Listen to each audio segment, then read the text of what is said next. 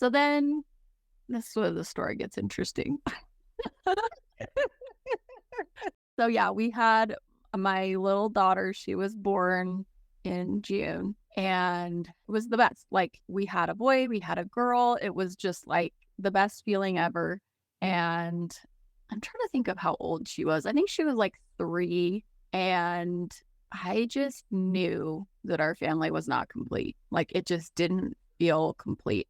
I think maybe a little bit because I just always wanted a really big family. And I think when you're told that that's really not a possibility, like if you want a big family, you're going to be either adopting or fostering or doing in vitro a lot of times, which just wasn't reasonable for us. So I think just the idea of like the mind shift of going from like, I want 5 or 6 kids to I have 2, but then you go through your mind of like, just be so grateful you have 2. Like so many Yeah. people go through this process, so many failed attempts and they don't get any babies. Like just be Mhm.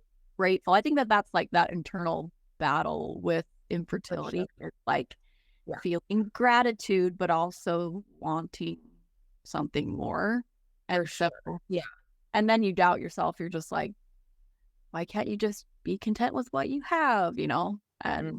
But it was just this like relentless feeling of like, your family's not complete. Your family's not complete. And Brett was done. He was like, that is so exhausting. It's so Mm. financially draining. Like, we have a boy, we have a girl, like, we're done. And Yeah. I kept, like every few months, like, I really feel like our family's not complete. And he just was like, you know what? If you want to figure out a way to pay for it, then, we'll do it again if you can figure out a way. And we went through so many different options. I was like, well, why don't we do like a race? Like we could do like a 5K and like Mm. money that way. And he was just like, I hate asking people for money. Like he's just a very humble person that he just doesn't like asking for help. And so we went through all these different options and everything that I would like come to him with. He was just like, no, I don't want to do that. I don't want to ask people. I don't want to do a fundraiser. I don't want to do, no, Mhm. like trying here. Like I just really Yeah. want another baby and I'm trying to figure this out. And then I was watching, this is forever ago, but there was a show on E that was like Juliana and Bill Rancic. Like they went through in vitro a ton of different times and she just could never stay pregnant. Anyway, so it was like this show and she ended up using a surrogate. I was like, it was like light bulb moment of Yeah. like, oh my gosh, I could do that. I could be a surrogate. My body's totally good. I know that my body will like accept an implanted embryo. I have pretty good pregnancies. I mean, I get sick, but not too bad. And I was like this moment of like, oh my gosh, that's it. Like, I'm going to be a surrogate. Then I can have a baby for someone else. And then I can use that money to then have a baby for us. Like, it will pay for our in vitro. I'm like, oh my gosh, this is cheap. Totally. I Mm. was so excited. But I knew my husband would like, I was like, I want to get as much information as possible. So I was like researching and figuring out if this is even something that I could do, trying to Mhm. find other people that had done it. Like, is this possible? So I figured out exactly how much I could be paid, make sure it would cover in vitro, make sure all of that would be good.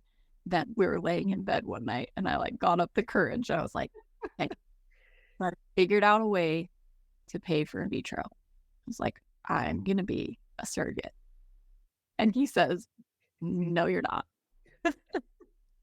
He was like, you are crazy. You are not doing that. You're not going to have a baby for someone else. And I was like, you know what? I have tried every other option. And you told me if I could figure out a way to pay for it, that we would do it again. And I figured out a way.